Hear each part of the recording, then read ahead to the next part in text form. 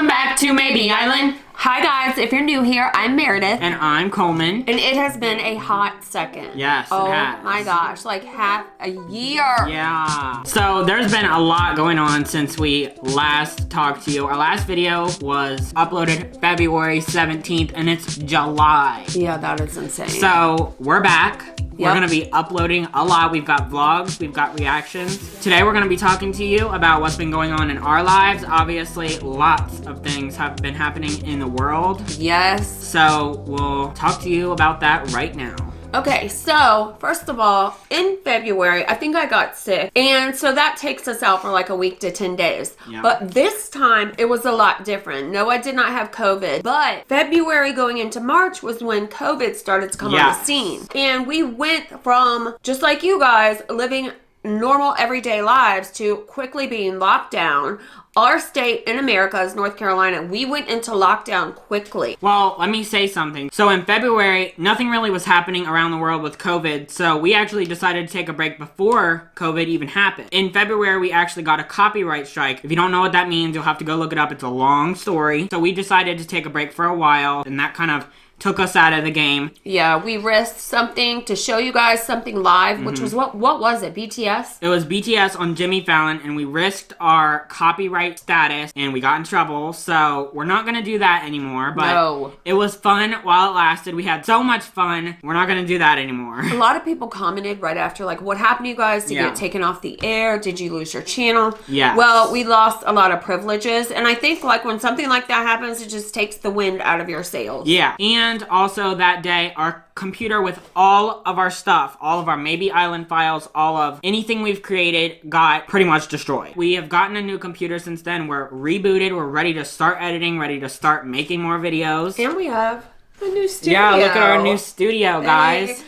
Leave in the comments what you think of our new studio, because we worked hard on it, and it's his design idea. I love it. So after the break we decided to take, the copyright strike, then the loss of our computer, then the crap hit the fan for the whole world, because then Corona, COVID, virus was on the scene. Yeah. And then we went into lockdown, which is when we probably could have been making videos and getting a lot of views. But at that point, we both have weakened immune systems and health issues. And so we had to be really careful. And we were already into full vacation / rest / sweatpants couch mode. Yes. So we started to binge watch Netflix and everything else. Yep. Do school. Something important that we started to do almost immediately was make masks. I quickly bought a sewing machine. I didn't even have one. Nope. My mom, Gaga Islander, came over. Coleman learned how to sew, and we started making masks. We made hundreds. Yes. Wouldn't you say? Yes. Hundreds of masks. And I actually learned how to make masks very quickly, and it was pretty easy. I mean, I was actually very scared of learning to sew because I didn't want to get hurt by that needle on the sewing machine. But once I did it, it was super easy, and we made a lot of masks and gave them to a lot of people. Yeah, a lot of people. And we have some here. Let's show them real quick. Look at these. I have an American one. The American one, I always wear that. It's so comfortable. So we were doing all that, doing our part. And then in the middle of making masks, something horrific happened. As if the coronavirus wasn't bad enough. Yeah. We all saw the video of what everyone knows now is the murder of George Floyd. Yes. And when that happened, it brought about a lot of feelings for people in the whole world. I think I saw the video before you did. Yeah. And gosh, we haven't really dove into this. I think before the George Floyd video, Ahmaud Arbery video happened. So it was almost like very quickly back to back, those two videos happened. One not more horrifying than the other, but both equally evil. And it was eye-opening because as a white woman, for me personally, I have always said, I'm not a racist. I don't use the N-word. I don't think you've ever heard me say that. I've raised you guys not to see color. And when I say you guys, I have 3 kids. I don't see race, color. I'm not prejudiced. I never have been. It's just, I feel passionately about people who hate because of another skin color. But he's Asian and white. And my ex-husband, his dad, is Asian. And I've dated African American men before. Not to say, I'm not trying to be one of those people that's like, oh, well, I have a black friend, I'm not racist. It's not like that. My point is, for me, I would say I didn't see color. And if someone asked me a couple months ago, I raised you guys not to see color. You know, your brother Zach and your sister Brianna are African American. And those are two kids that I would say I helped raise, or that were a part of my family, and they're African American, and that is like your brother. Do you not feel like he's your brother? So they're actually kids that were the best friends of my older two kids in high school. And when, you know, a lot of you know that when you're best friends with someone, you live at that person's house, or they live at your house. And it was like that. They have parents, wonderful parents. And the parents of them actually are wonderful friends of mine as well. The point is, we always just saw people who were different than us as family, because you're different than me. You know, I look at you, I look at your eyes, and I can see that twist of that Asian. You look at me and you can see, oh, blinding light. I'm white as white. But my point is, up until a couple months ago, I would say, oh, we don't see color. We ignore it. Everyone's the same. Now, I have even had my eyes open to the fact that, no, you know what? We need to see our differences. And not ignore them, just respect them. So instead of saying like, oh, I don't see color, I get what you're saying. And that's great, because I would say that and I thought that way. But now I realize maybe a better thing is, I do see your color. I do see your difference.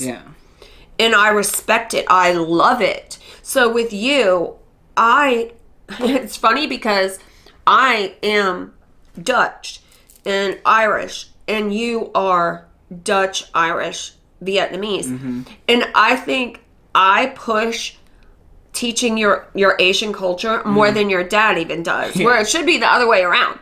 But I want that to live in you, and I love that part of you. I'm jealous. I think instead of saying, oh, well, I don't see the Vietnamese side of you, I see you as, I think what people are trying to say is that they're all inclusive when they say something like that. So I think a better way to explain it at this point is, I do see the Vietnamese side of you. I do see the African American in Zach and Brianna. I do see people's differences, and I love it. I respect it. And I wish that the whole world would feel that way. And I know you feel that way. Do you think that you were raised to not know about white privilege, or were you raised to know about it? I feel like I was raised to know what my privilege is. That I have privilege as a white person, but use it wisely. And I think there's nothing wrong with saying that. I think people feel very nervous to say, like, I'm white, and yes, I understand I'm privileged. I don't think it should be that way. I don't think that if you are white, you should have privilege. If you're black, you shouldn't have privilege. I feel like I was raised that, unfortunately, since I am white, I do have privilege. And to use it wisely, don't use it in a horrible way. I would tell Tyler, and you especially. Tyler's my older son. Looks like me. He looks like this. I would say, recognize that you live in America. So you live in a free nation. Recognize that you are white. So therefore, unfortunately, you have privilege. Do not abuse it. And recognize, and this is something that goes even beyond me, that you are a man. And unfortunately, also, men have privilege still to this day over women. So what I would tell you guys is, as the world's eyes see you, you might be the most powerful person walking because you're white, you're a man, and you live in America. You better not abuse that. Before any of this ever happened, that was the dialogue in our house since you were a little kid, because I did recognize you can't see others that are different and not see differences. Does that make sense? So you can't see different people and not realize they're treated different ways. And unfortunately, it has come to light in a nasty way with what's going on. I'm going to keep doing what I do. We as a team, he and I, we're going to keep making masks. We're going to keep spreading love. We're going to keep respecting and using our privilege for good. Yes. And we're going to keep loving people that are different than us and respecting the differences.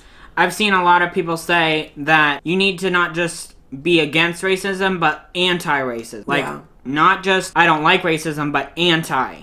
Yeah, you can't just sit there and go, I'm not a racist. No, you need to be anti-racist. Yes. And I agree with that. There's no way that you or I will ever understand the day in the life of a black person, period. Yeah. No matter what we do, we can hear every story there is. We can have all the black friends, but we will never understand. And so I guess what I'm saying is this. What is your story? What is your story? I want to hear. How can we help? It's a responsibility for me as a mother, as a woman, to do what I'm doing and to be open and honest about it and to spread love and positivity and ask the questions. How can I help? How can you help? And keep raising children, and you'll go to raise my grandchildren in love and faith and to be respectful. Of all people. We're praying for the entire country, for the entire world for that situation, but especially in our home country of America. And I think going forward, the goal for us is to spread positivity and be a light and have some fun. We hope we can make you happy, bring you lots of fun content. Yep. Do what we can to make you happy. To lighten the mood. First of all, if you have any comments on the content that we've talked about today, please let us know your story. Tell us that you love us. We love you.